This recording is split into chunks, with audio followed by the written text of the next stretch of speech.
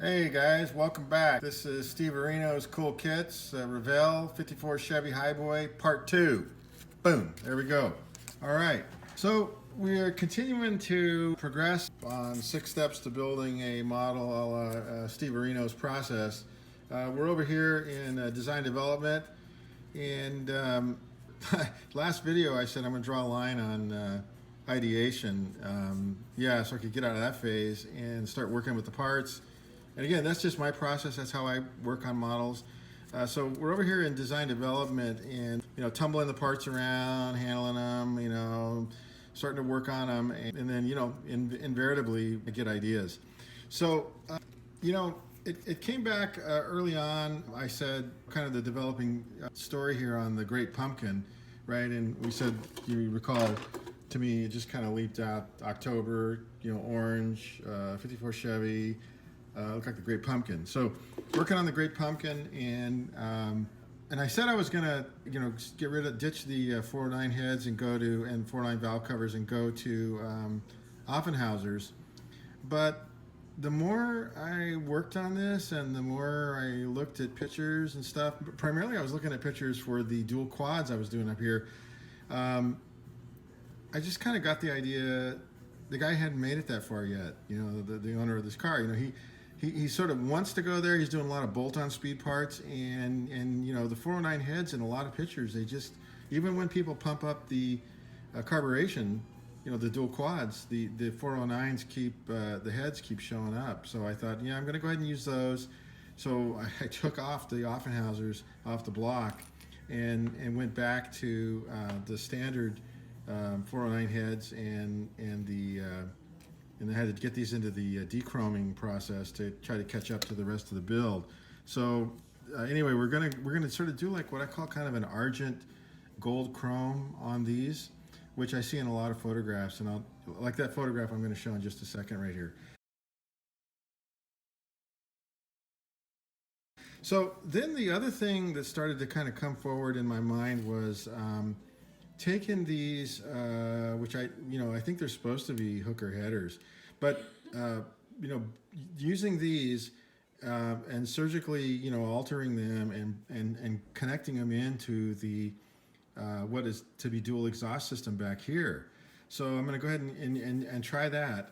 So there's going to be some evergreen building in here if it works like I'm thinking, and then ditching these and putting in cherry bombs. Yeah, cherry bombs. So get some cherry bombs going here, glass packs, cherry bomb glass packs, which is what probably would have happened back in the day, and even frankly, if this was my car today, I'd be running a set of cherry bombs, to get some good flow, and you get about I think it's about 30 horsepower boost by just going to cherry bombs.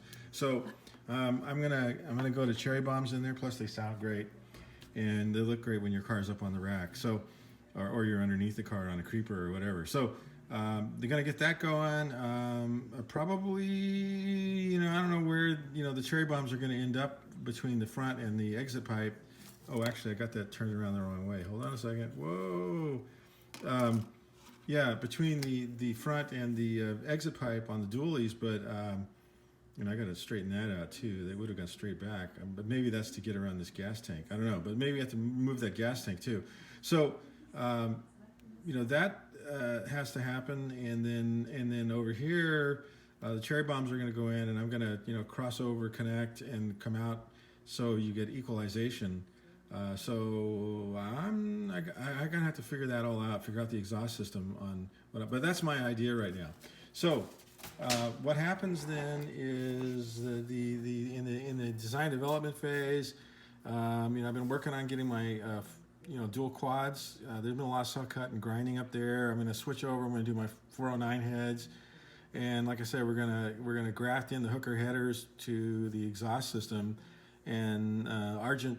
There's a color called argent, which is not quite silver, but you know what argent is. So we're going to go with argent color on all that exhaust system, and black frame I decided, and then we're going to get those red cherry bomb pipe glass packs in there too.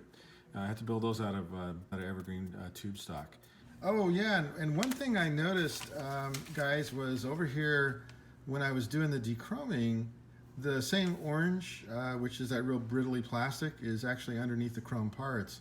It's just a little nit, but very interesting, is when I looked to see like where was this model made, it's not like today.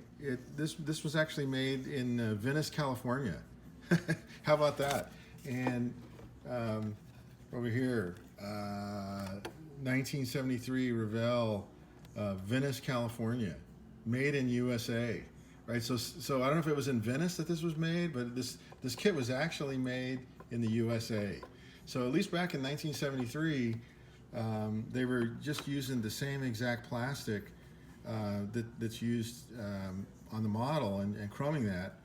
Now this piece is, like from another kit, and it's what we would expect today when you dechrome, a contemporary model part. It's that white stuff, no matter what color the model is, and it's a different kind of plastic. And like one of fellow brother modelers out there in model world land on the internet said, this stuff's made out of like we don't know what is this stuff. I don't know what that is, but it sands differently and handles differently. It takes paint differently. I mean, this stuff, whatever it is, like he said in that video, we don't know where they get their chop suey, and we don't know where this sort of plastic that's underneath the chrome comes from. But this is that on current models, but back in '73 anyway, Revell was using exactly the same plastic that's used on the models, and always that little stuff like that I enjoy, as part of the discovery of model making. All right, talk to you guys later. Bye. Hey guys, welcome back. All right, continuing here. The paint crew showed up this morning with spray mask on, so I decided to take the hint, give them the green light, and let them at least get started on some of the painting.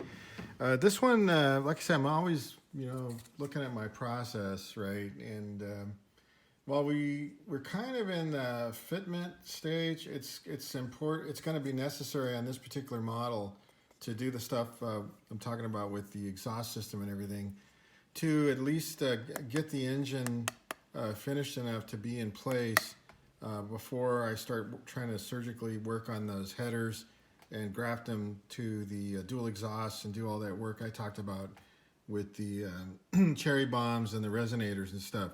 I mean, if that even works out. So, and the crossover connect and all that stuff for equalization.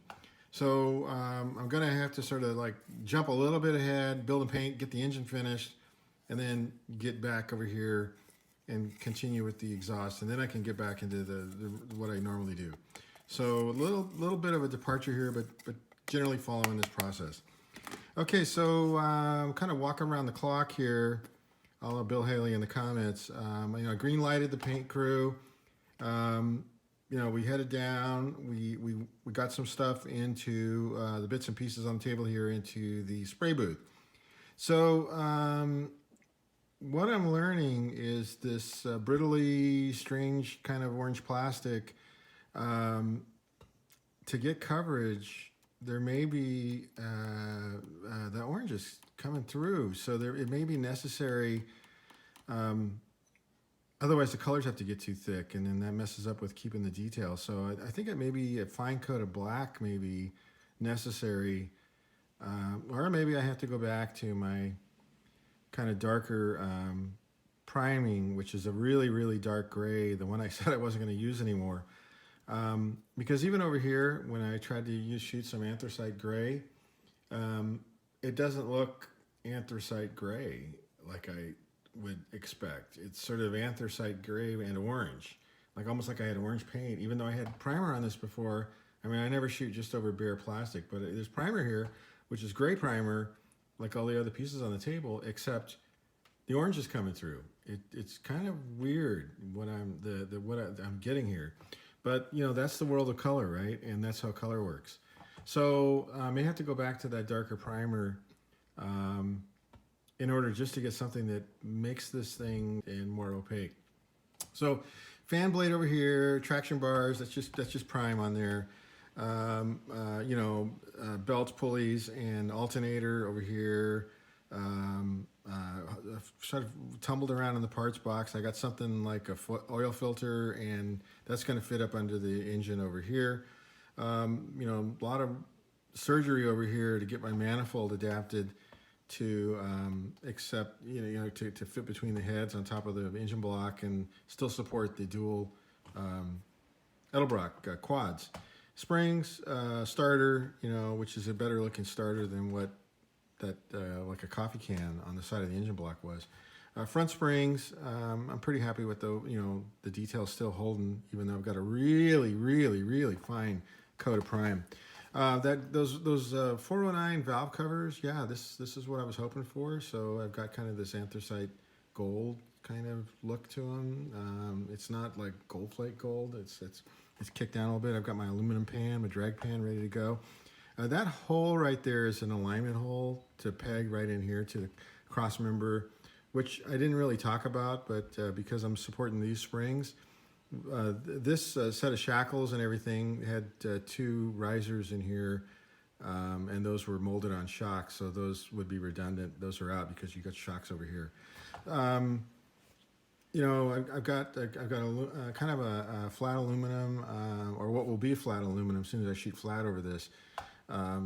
Aluminum on the transmission. It's probably, in my mind, would have been like a Muncie or something. So Muncie 4-speed over here on the floor. Got to get back in with the good old Chevy orange on the engine block. It's going to be chrome, okay, and then we got the frame over here. Took the gas tank out. Here's the gas tank, been removed. I may vertically mount that. I mean, I had a C1 Corvette one time, and the gas tank was vertically mounted, not horizontally mounted. So maybe that idea comes in, and I put it vertically, in the trunk. So that may be where that ends up living in the end, because I want those exhausts to go straight back after I come out of the equalizer. The last piece is that special air cleaner. This will be chrome, this will be chrome, this will be chrome. All this is going to be chrome. These will be chrome. That's chrome. And traction bars will be chrome. These are going to probably be some kind of, and the fan blade will be chrome, I think. I think maybe it's going to be chrome. And then shocks will be chrome in the rear. These are going to probably just be argent silver along with the exhaust system to really pop against those cherry bombs. I want those to show off. Okay, so that's where we are. Talk to you guys later. Bye.